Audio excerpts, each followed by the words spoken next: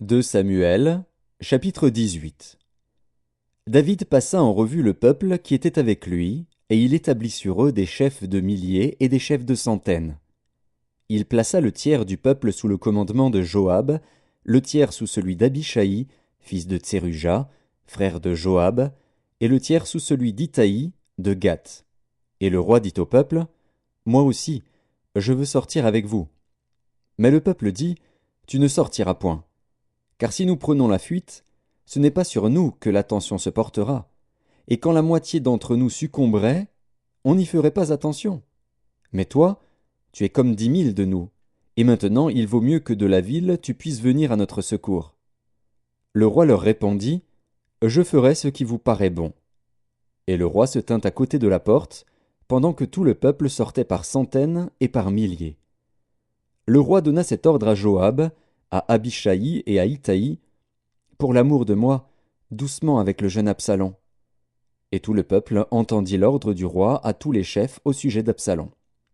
Le peuple sortit dans les champs à la rencontre d'Israël, et la bataille eut lieu dans la forêt d'Éphraïm. Là, le peuple d'Israël fut battu par les serviteurs de David, et il y eut en ce jour une grande défaite de 20 000 hommes. Le combat s'étendit sur toute la contrée, et la forêt dévora plus de peuple ce jour-là que l'épée n'en dévora. Absalom se trouva en présence des gens de David. Il était monté sur un mulet.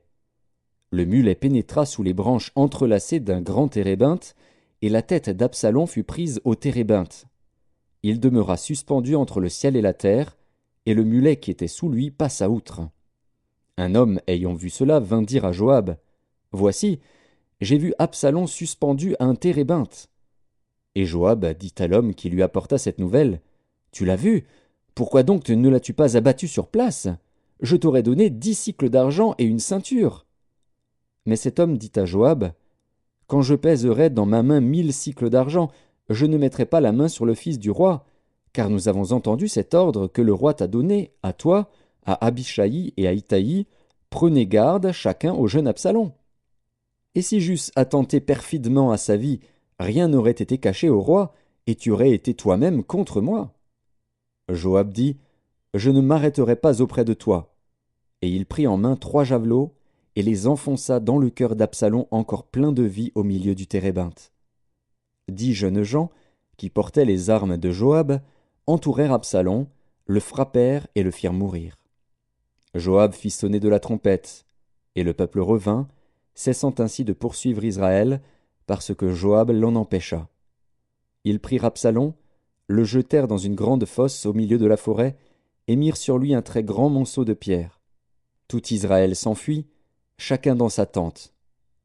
De son vivant, Absalom s'était fait ériger un monument dans la vallée du roi, car il disait, « Je n'ai point de fils par qui le souvenir de mon nom puisse être conservé. » Et il donna son propre nom au monument, qu'on appelle encore aujourd'hui monument d'Absalom. Achimaatz, fils de Tsadok, dit, « Laisse-moi courir, et porter au roi la bonne nouvelle que l'Éternel lui a rendu justice en le délivrant de la main de ses ennemis. » Joab lui dit, « Ce n'est pas toi qui dois porter aujourd'hui les nouvelles.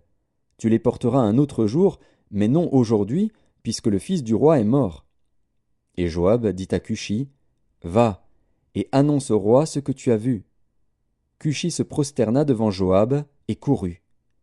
Achimaatz, fils de Tsadok, dit encore à Joab, « Quoi qu'il arrive, laisse-moi courir après Cushi. » Et Joab dit, « Pourquoi veux-tu courir, mon fils?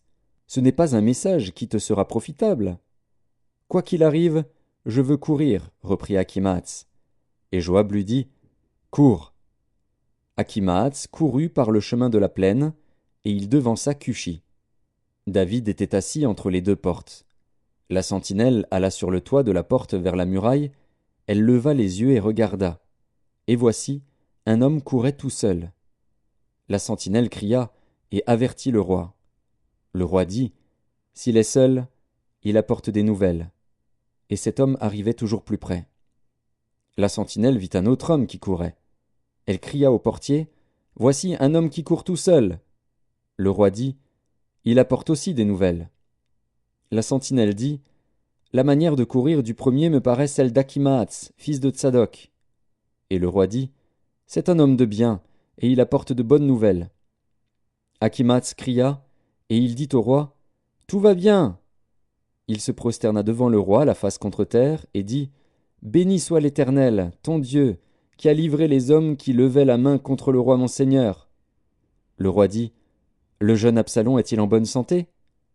Achimaas répondit, J'ai aperçu un grand tumulte au moment où Joab envoya le serviteur du roi et moi ton serviteur, mais je ne sais ce que c'était. Et le roi dit, Mets-toi là de côté. Et Achimaas se tint de côté. Aussitôt arriva Cushi, et il dit, Que le roi mon seigneur apprenne la bonne nouvelle. Aujourd'hui l'Éternel t'a rendu justice en te délivrant de la main de tous ceux qui s'élevaient contre toi. Le roi dit à Cushi, Le jeune homme Absalom est-il en bonne santé? Cushi répondit, Qu'il soit comme ce jeune homme, les ennemis du roi mon seigneur, et tous ceux qui s'élèvent contre toi pour te faire du mal. Alors le roi, saisi d'émotion, monta dans la chambre au-dessus de la porte et pleura. Il disait en marchant, Mon fils Absalom, mon fils Absalom, que ne suis-je mort à ta place? Absalom, mon fils, mon fils.